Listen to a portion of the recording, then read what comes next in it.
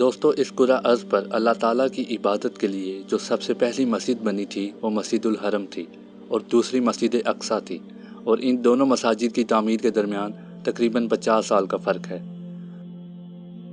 آگے بڑھنے سے پہلے میری ریکویسٹ ہے کہ میرے چینل ناز آن لائن کو سبسکرائب کریں اور جلدی سے 100 کے سبسکرائبر کا مائلسٹون اچیو کرنے میں سپورٹ کریں، شکریہ۔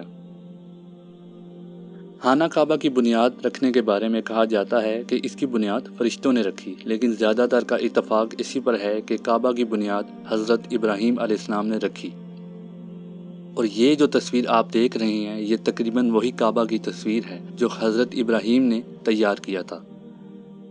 آپ دیکھ سکتے ہیں اس کی چھت نہیں تھی، اس کے آگے کی طرف ایک دروازہ تھا اور پیچھے کی طرف بھی ایک دروازہ ہوا کرتا تھا۔ دوستو اب چلتے ہیں کعبہ کے اس حصے پر جہاں ہر مسلمان کی خواہش ہوتی ہے کہ وہ وہاں نماز ادا کرے۔ عام زبان میں اسے لوگ حتیم کہتے ہیں، لیکن اس کا اصل نام حجر اسماعیل ہے، اور یہاں نماز ادا کرنا ایسا ہی ہے جیسے آپ نے کعبہ کے اندر نماز ادا کی ہو۔ اسے حجر اسماعیل اس لیے کہا جاتا ہے کیونکہ اس جگہ پر حضرت ابراہیم علیہ السلام نے ایک پتھر کی جھونپڑی بنائی تھی جہاں پر وہ اپنے اہل و عیال کے ساتھ رہائش پذیر تھے۔ دوستو عام طور پر تو آپ سب نے یہی سنا ہے کہ یہ یو شیپ دیوار کے اندر کا سارا حصہ حتیم ہے، لیکن اصل میں جو حصہ خانہ کعبہ کا ہے جو کعبے سے باہر ہے وہ صرف اتنا ہے جو آپ تصویر میں دیکھ رہے ہیں، اور یہ حصہ تقریباً 2 صفوں کے برابر ہے یا 10 سے 12 فیٹ ہے، اور یہ ایگزیکٹ وہ حصہ ہے زمین کا جو کعبہ کا ہے لیکن کعبہ سے باہر رہ گیا ہے، اور بہت سے لوگ جانتے ہیں ایسا کیوں ہے۔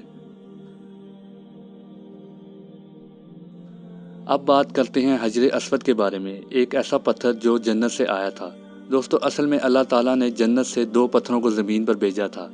ایک کا نام حجر اسود ہے اور دوسرا مقام حجر تھا۔ حجر اسود کے بارے میں سب لوگوں کو پتہ ہے کہ خانہ کعبہ کی دیوار کے ساتھ کونے میں نصب ہے، اور مقام حجر جو آپ مقام ابراہیم کے اندر دیکھتے ہیں جس پر حضرت ابراہیم علیہ السلام کے پیروں کے نشان ہیں، وہ پتھر مقام حجر ہے۔ اللہ کے حکم سے ان دونوں پتھروں کی روشنی کو کم کر دیا گیا تھا، اور ان کی اصل روشنی زمین کے تقریباً 2/3 حصے کو روشن کر سکتی تھی۔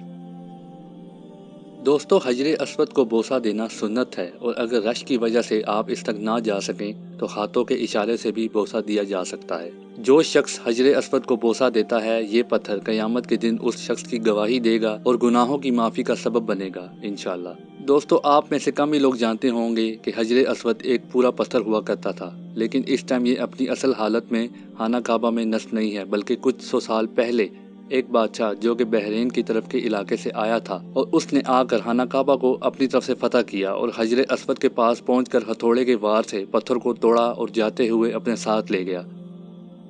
پھر بعد میں عثمانی خلافت نے حجر اسود کو ریکور کیا تھا، اور اس وقت ٹوٹل 6 سے 8 ٹکڑے حجر اسود کے کعبہ میں نصب ہیں، اور ترکی جو کہ خلافت عثمانیہ کا ہی حصہ تھا وہ کلیم کرتے ہیں کہ 6 کے قریب ٹکڑے اس ٹائم استنبول ترکی میں مختلف جگہوں پر نصب ہیں۔ دوستو یہ جو تصویر میں آپ ہائی لائٹڈ ایریا دیکھ رہے ہیں جو کہ حجر اسود اور خانہ کعبہ کے دروازے کے درمیان کی جگہ ہے، اسے ملتزم کہتے ہیں۔ یہاں پر آپ جو دعا مانگتے ہیں وہ ضرور قبول ہوتی ہے، اور نبی کریم صلی اللہ علیہ وآلہ وسلم نے یہاں دعا مانگنے کا طریقہ کچھ یوں بیان کیا ہے کہ آپ اپنا دل یعنی سینہ ساتھ لگائیں، دونوں ہاتھوں کو ساتھ لگائیں اور اپنا دایاں گال ساتھ لگائیں، اور آپ کے دل میں جو دعا ہے وہ مانگے اور وہ ضرور قبول ہوگی انشاءاللہ۔ شدید رش کی وجہ سے بہت کم لوگوں کو موقع ملتا ہے یہاں دعا کرنے کا۔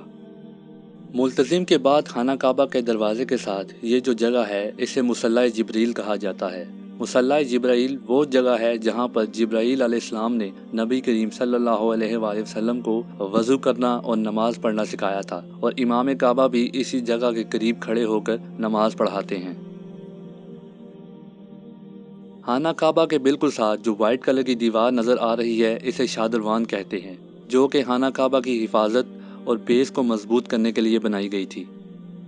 تصویر میں یہ جو حصہ آپ دیکھ رہے ہیں اس جگہ پر مقام ابراہیم ہوا کرتا تھا۔